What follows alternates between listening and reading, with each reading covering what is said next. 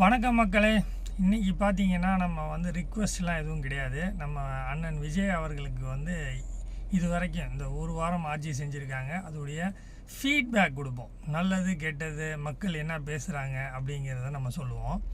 முதல் விஷயம் வந்து பார்த்திங்கன்னா, எல்லாரும் பாராட்டக்கூடிய ஒரு விஷயம் என்னென்னா, ஆன் டைம் ஆஃபீஸுக்கு போகிறாங்க, ஃபைல்ஸை தொடர்ந்து பார்க்குறாங்க, சாப்பாடை எடுத்துக்கிட்டு வீட்டுக்கே போகிறாங்க. ஆஃபீஸுக்கே போயிடுறாங்க, வீட்டிலேருந்து சாப்பாடை கட்டி. ஸோ அந்த டயத்தை சேவ் பண்ணுறாங்க. ஸோ மற்ற ஆட்சியாளர்களுக்கும் இவருக்கும் நிறையா வித்தியாசங்கள் இருக்குது அப்படின்ற மாதிரி சொல்கிறாங்க. அதே மாதிரி வேலை வாங்கிறதா இருக்கட்டும், தட்டி கொடுக்குறதா இருக்கட்டும், அதையெல்லாம் சந்தோஷம்னு சொல்கிறாங்க. ஸோ அதே மாதிரி இந்த ஆஃபீஸர்ஸ் ஷஃப்லிங்னு ஒன்று நடக்க போகுது அப்படின்னு சொல்கிறாங்க. அப்படி பண்ணால் ரொம்ப சந்தோஷம்.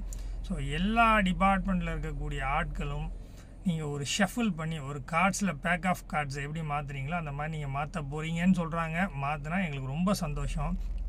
ஏன்னா நிறையா பேர் வந்து இருந்த இடத்துலையே இருந்துக்கிட்டு நாங்களாம் மன்னர்கள், எங்களெல்லாம் மாற்றுறதுக்கு ஆளே கிடையாது, எங்களை கேள்வி கேட்கறதுக்கே இல்லைன்னு அரசாங்கம் அதிகாரிகளும் சரி மற்ற ரிலேட்டட் ஆளுங்களும் இருக்காங்க. அதை கொஞ்சம் மாற்றினா நல்லாயிருக்கும்.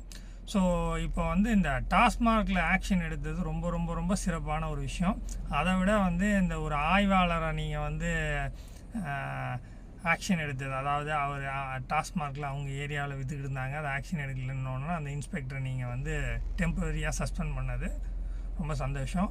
ஆனால் அண்ணே ஒரு ரிக்வெஸ்ட் என்னென்னா, இந்த மாதிரி நீங்கள் வந்து சஸ்பென்ஷன்லாம் பண்ணாதீங்க. தமிழ்நாட்டில் வந்து ஒரு 1.5 கோடி இளைஞர்கள் இருக்கும். நீங்கள் டேரெக்டாக டெர்மினேட்டே பண்ணிவிடுங்க. ஏன்னா இல்லை விஆர்எஸ் கொடுத்து அமுச்சு விட்டுங்க. நிறைய பேர் ரெடியாக இருக்கும், உள்ளார அரசாங்க வேலை வேணும், எங்களுக்கும் வந்து அதிகாரத்தை பார்க்கணும் அப்படின்னு நாங்களும் நிறையா பேர் வெயிட் பண்ணிக்கிட்டு இருக்கோம். போலீஸ் டிபார்ட்மெண்ட்லேயும் பார்த்தீங்கன்னா ஒருத்தர் மேலே இருக்கிற போட்டாங்கன்னா கீழே இருக்கிற வாய்ப்பு கிடைக்குன்னு எல்லோரும் இருக்காங்க, புதுசாக வரதுக்கு ஆளுங்க இருக்காங்க. அதனால் கவலையப்படாதீங்க. எந்த டிபார்ட்மெண்ட்டாக இருந்தாலும் யார் தப்பு பண்ணாலும் டைரெக்டாக ஆக்ஷன் எடுங்க, தேவைப்பட்டால் தூக்குங்க. சஸ்பென்ஷன் இதெல்லாம் பழைய இதாக இருக்குது, வயசான ஆட்களும் கிடையாது. யாராக இருந்தாலும் தப்பு பண்ணால் டெர்மினேட் பண்ணுங்கள், அப்போ தான் ஒரு பயம் வரும்.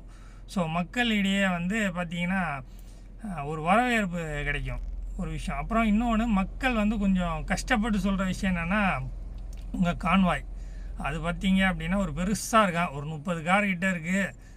இன்றைக்கி இருக்க ஃபியூவல் விலையில் அதெல்லாம் கொஞ்சம் பார்த்துக்கங்க அப்படின்றாங்க. அதே மாதிரி பார்த்திங்கன்னா, நீங்கள் உங்கள் வீடு வந்து பனையூர்லேருந்து செக்ரட்டரியேட் போகிறதுக்கு ஏறக்குறைய காலையில் ஒரு 1/2 மணி நேரம், சாயங்காலம் ஒரு 1/2 மணி நேரம் வேஸ்ட் ஆகுதுன்றாங்க. அண்ணன் பட்டினம் பார்க்கறதுக்கே அவர் வீட்டை மாற்றிட்டு போனார்னா இன்னும் சந்தோஷமாக இருக்குன்னு மக்கள்லாம் சொல்கிறாங்க.